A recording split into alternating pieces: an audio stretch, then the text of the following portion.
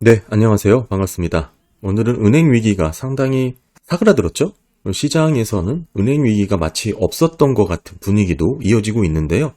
일간에서는 은행 위기가 어느 정도 끝났다라고 평가하기도 하고, 이렇게까지 과대해서 해석하진 않지만, 그래도 은행 위기가 일단락 됐다는 정도로 시장은 받아들이는 것 같습니다. 그래서 어떤 내용을 갖고 그렇게 은행 위기가 어느 정도 봉합이 됐다고 생각하는지를 한번 살펴보고요. 특히 어떤 부분을 또 빼놓고 있는지 그 한계에 대해서도 한번 들춰보려고 합니다. 보통 은행은 대출 또는 예금 추이 이런 숫자를 갖고 금융안전의 신호로 이렇게 평가를 하는데요.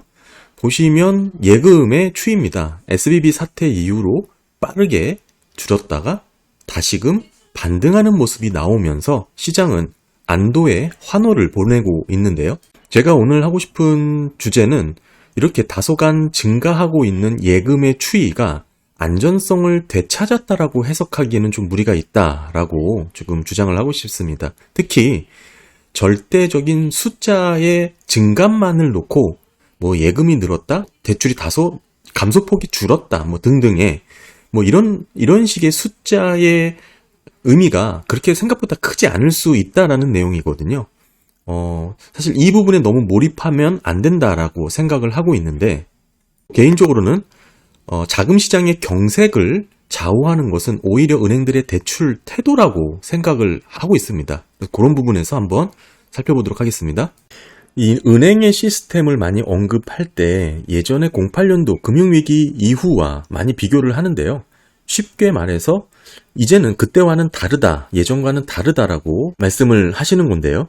물론 저도 금융위기 이후 08년도와 유사한 방식으로 위기가 생길 거라고 생각하진 않습니다. 하지만 주목해야 될 부분은 위기 그 내면에 담긴 금융기관들의 그 탐욕적인 행동과 과도한 이윤 추구의 방식은 변함이 없다라고 생각을 하고 있습니다. 당시를 잠시 회귀해보면 금융위기는 신용등급이 낮은 가게들에게 대출을 해줬죠. 서브프라임 모기지 대출이 적극적으로 유도가 됐습니다. 이 부분에서부터 시작이 되었는데요. 여기서 이제 금융기관들이 이를 기초자산으로 한 부실채권을 다양하게 매입하는 과정으로 파생상품이죠. 재확대되었고, 이후에 기초자산이 무너지기 시작하면서 막대한 규모의 손상 처리가 발생하게 된 겁니다. 이런 위기의 패턴을 갖고 있는데, 이후에 물론 규제와 제도가 강화가 되었습니다만, 사실 모든 제도가 그렇듯 실제 시행하는 과정에서는 빈틈이 있기 마련이죠. 그런데 문제는 이 빈틈이 터지기 전에는 알 수 없다는 게 문제입니다. 지금 보시면 예금도 지금 SB 파산 이후 다소 늘었고, 대출도 지금 줄이고 있다가 좀 늘었죠. 대출은 보시면 꾸준히 늘었습니다. 대출이 준다는 것은 사실 어마어마한 일인데, 이 정도 줄고 미비하지만 살짝 증가하는 모습, 확대해서 보면 이런 모습이 나왔죠. 궁극적으로 예금도 늘고 예출도 안정세를 찾아간다. 이러면서 은행의 신용 위협 또는 리스크를 어느 정도 이제 회복했다라고 보시는 건데요. 사실 지금 이런 부분은 은행 안전성 중에 뱅크런에 대한 부분만 초점이 맞춰져 있다라고 저는 생각을 하고 있습니다.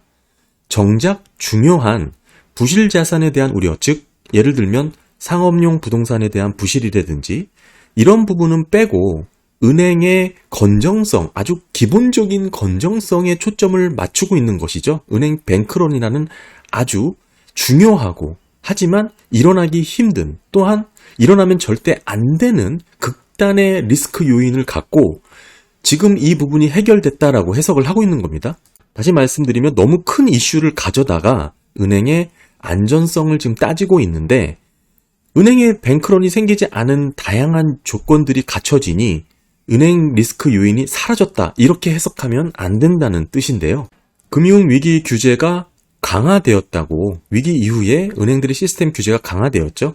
사실상 그런 부분을 안위하면서 평안하게 자부하고 있던 은행들의 스트레스 테스트도 사실은 실제 내막을 들여다보면 지금 현재 수준의 높은 금리 수준은 테스트 항목에 없습니다.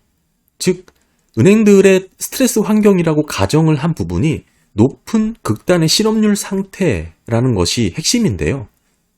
그렇다면 지금과 같은 환경에서는 당연히 은행들이 건전하다는 평가를 받을 수밖에 없게 되는 것이죠. 은행의 위기, 즉 뱅크런의 위기 문제는 예전의 금융위기와는 비교할 수 없을 만큼의 파급적인 부분입니다. 이는 절대적인 것이고 정부가 직접적으로 개입해서 사전에 반드시 조치를 취해야 할 당위성도 있는 부분입니다. 자본주의에 어찌 보면 근간이 될 수 있는 리스크입니다. 그런 면에서 본다면 뱅크런이 없다. 뱅크런이 일어날 수 있는 예금 안정성이 좋아졌다. 대출이 뭐 그렇게 크게 줄지 않았다. 이런 걸 갖고 지금 신용경색의 위험이 줄어들었다라고 평가하면, 즉 다시 말씀드려서 은행의 안정성이 좋아졌다. 은행이 건전하다. 또는 지금이 뭐 어느 정도 안이할 수 있는 수준이다라고 평가하는 건 문제가 있다고 봅니다. 예금을 보시게 되면 파란색이 전체 은행이고요. 빨간색이 뭐 중소형 은행입니다. 08년도에도 보시면 예금은 크게 변동 없이 꾸준히 증가를 했고요. 그 전에도 01년도도 마찬가지입니다. 오히려 갑자기 느는 경우도 있었죠. 이게 예금과 금융위기와는 사실 큰 의미가 없다라는 것을 좀 말씀드리고 싶은 거고, 대출도 마찬가지입니다. 소형은행들의 대출을 보시게 되면 08년도 기간에 오히려 증가를 했습니다. 거의 위기가 마무리되는 국면에서 그때부터 줄어들었고요.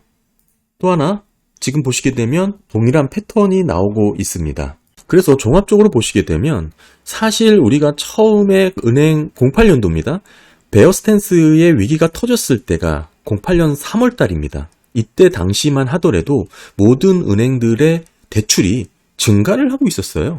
증가를 하면서 좀 미비하게 평탄이 유지가 되고 있었죠. 그런 와중에 리먼 브라더스와 AIG 사태가 터지고 이후에는 연준이 시중은행들에게 유동성 공급을 해주면서 대출 관련된 부분이 이렇게 좀 어거지로 늘어난 부분도 있을 거고요.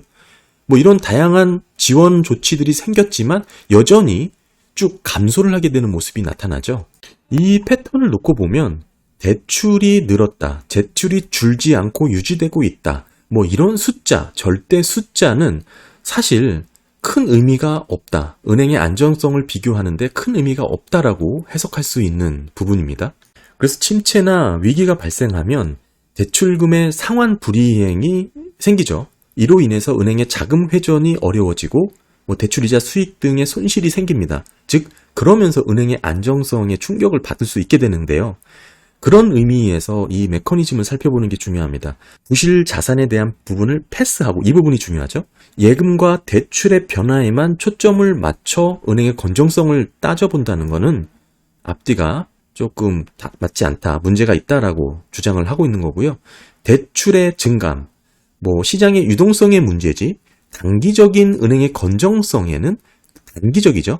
단기적인 은행의 건전성이 그렇게 큰 이슈가 되지 않는다. 물론 대출이 지속적으로 증가하지 않고 줄어들게 되는 모습이 나오면 장기적으로 은행의 건전성에 이슈가 생기겠죠. 하지만 아까 08년 위기에서도 대출은 꾸준히 증가를 했다라는 점을 근거로 단기적인 대출의 증감 여부는 시장의 유동성의 문제지 은행의 건전성에 그렇게 큰 이슈가 되지 않는다라고 지적을 하고 싶습니다. 사실 이 이유는 은행이 신용을 창출하는 데는 대출 말고도 채권 투자도 있기 때문에 그런 부분에서 서로 상반돼서 결과가 나타나기 때문에 그렇습니다. 하지만 지금 위기나 침체를 들여다보는 것은 우리가 실물 경제에 영향을 줄 수 있는 이 대출단에서 들여다봐야 되기 때문에 이 대출만 갖고 말씀을 드리는 거고요. 전체적으로 대출이 증가하면서 뭐 비슷하게 유지가 되던 이 국면에서 금융위기가 생겼습니다. 그래서 중요한 것은 대출의 전체적인 숫자가 줄었냐, 뭐 조금 반등했냐가 중요한 게 아니고 08년도에 보시면 증감률입니다. 대출의 증가가 10%였었어요. 그러니까 즉 높은 부분에서 감소를 했다라는 게 중요한 거지 절대적인 대출의 량이 절대 숫자가 변화에 큰 이렇게 의미가 없다라는 뜻입니다. 대출의 증감이 감소를 하면서 이렇게 위기가 나타나는 특징이 있고, 그렇다면 지금 현재는 어떨까요? 마찬가지죠. 현재 기간으로 놓고 보면 대출의 증감률은 꾸준히 떨어지고 있습니다. 그래서 대출을 얘기할 때는 이렇게 절대 숫자를 갖고 뭐 미비하게 높아졌니, 얼마가 들어왔니, 몇만 달러가 증가했니, 줄었니가 아니라 대출의 증감률, 이 08년 위기 때도 마찬가지고 지금의 수준도 비슷하죠. 증감률이 얼마나 줄고 있냐가 중요하게 들여다보셔야 됩니다. 우연인지도 모르겠지만 08년도에도 10% 높은 대출 증감률을 보이다가 쭉 떨어졌죠. 한 7, 8까지 떨어졌고 지금도 10% 넘게 유지되다가 지금 9.5까지 떨어졌죠. 비슷한 패턴을 보이고 있다고 생각을 하고요. 이번 SB 파산 이후에 현재의 시장 분위기는 은행 위기가 빠르게 잦아들고 있다고 보여집니다. 안전하다라고 생각하시는 거죠. 그러면서 예금이 안정적으로 들어오고 대출이 다소간 늘고 있다. 그렇게 빠르게 숫자로는 줄지 않고 있다. 하지만 아까 말씀드렸듯이 대출은 증감률이 중요하다고 말씀드렸죠. 하여튼 이런 등등의 요인들로서 은행 리스크 요인, 금융 위기의 안전성을 어느 정도 이렇게 평가를 하시는 건데 지금 이 두 가지만 놓고 예금과 대출을 놓고 따지는 건 무리가 있다라는 취지입니다.